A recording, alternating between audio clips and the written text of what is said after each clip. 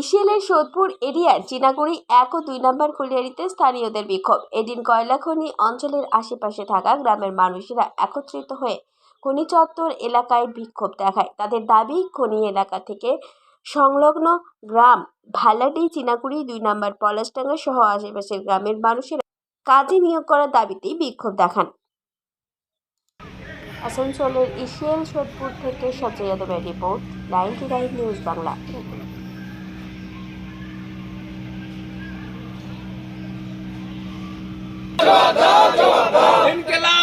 ইনকিলাব জিন্দাবাদ জিন্দাবাদ জিন্দাবাদ। লোকাল ছেলে নিতে হবে, লোকাল ছেলে নিতে হবে, লোকাল ছেলে নিতে হবে।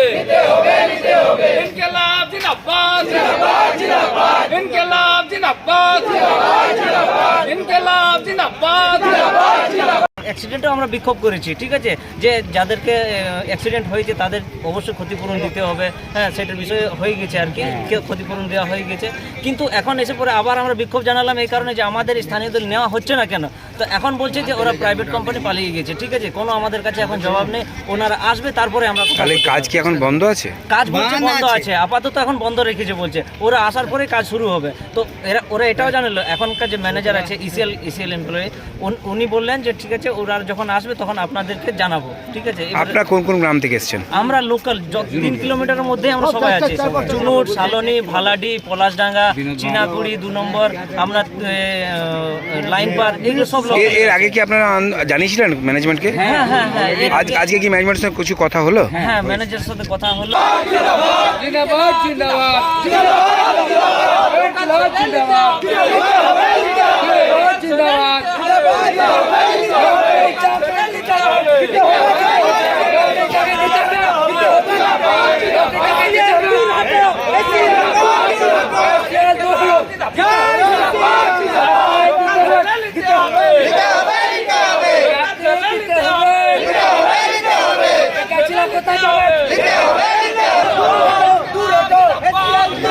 বিক্ষোভের কারণ লোকাল ছেলে কাজের জন্য আমরা দাবি করেছিলাম, অলরেডি চিঠি দিয়েছিলাম।